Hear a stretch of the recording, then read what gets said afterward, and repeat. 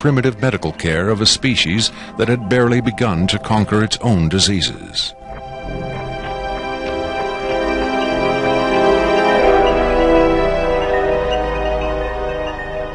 But as we will hear, there are those who claim that to the aliens, death is not a final end to be feared, but a mere transition.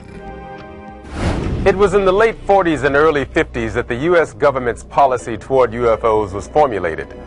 Publicly, there was Project Blue Book, which made a great show of gathering data on all the major UFO sightings, finally declaring them all to be hoaxes, mass hysteria, or swamp gas. But secretly, there may have been another policy at work.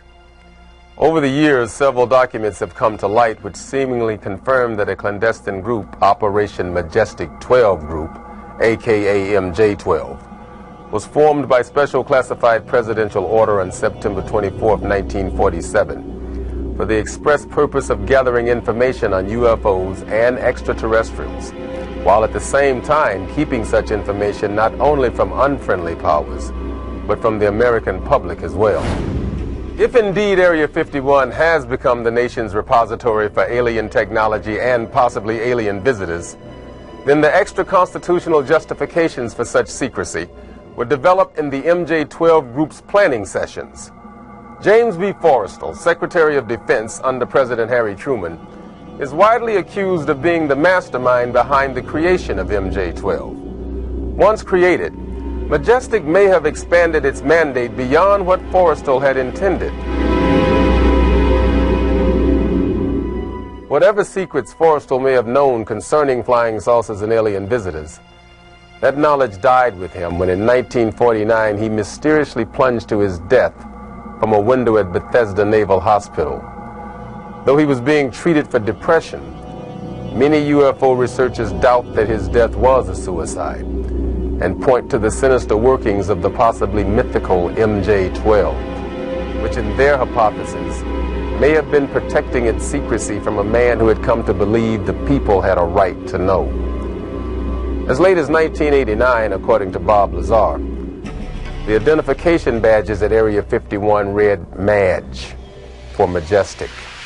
In December 1994, a document purporting to be the majestic12 Group Special Operations Manual was leaked to a noted UFO researcher.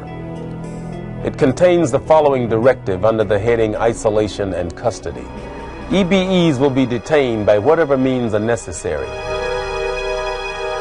and removed to a secure location as soon as possible.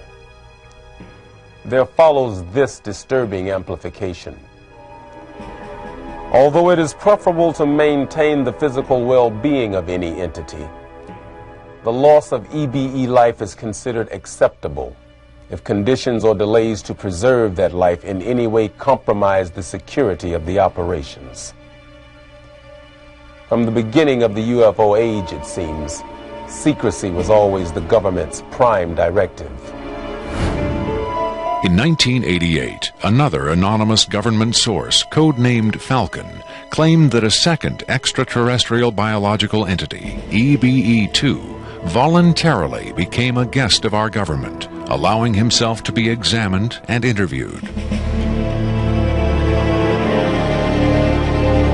In this scenario, Area 51 became, for a time at least, a sort of extraterrestrial embassy, the setting for mankind's first attempt at diplomacy with beings from another world. Different sources disagree as to how communication was established.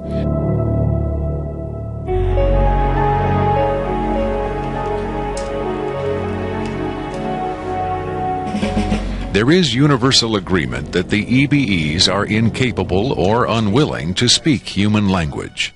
In addition to the pictographs used by EBE-1, it has been reported by Falcon that in the early 1950s, EBE-2 was fitted with some sort of artificial voice box, allowing him to speak words, and that he learned the English language very rapidly. Other sources doubt this story, however.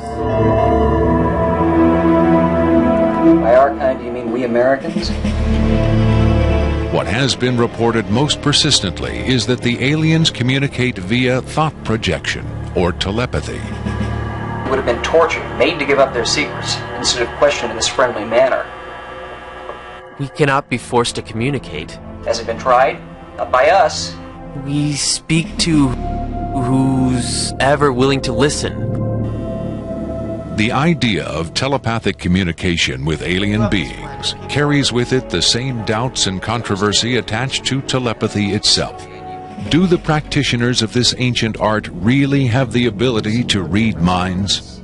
Or are they crafty charlatans who simply tell the listener what he or she wants to hear? If the cynics are right, then the self-proclaimed telepaths recruited by the government in the 1950s were playing an astoundingly daring hoax by claiming to speak for the mute visitors from the stars. Defenders of telepathy call this notion preposterous and point to the long history of government-funded research into mind reading as proof that their science has merit. In the last 4 decades, there have been persistent, often contradictory rumors and even eyewitness accounts of other alien visitors meeting secretly with military or government officials. But what about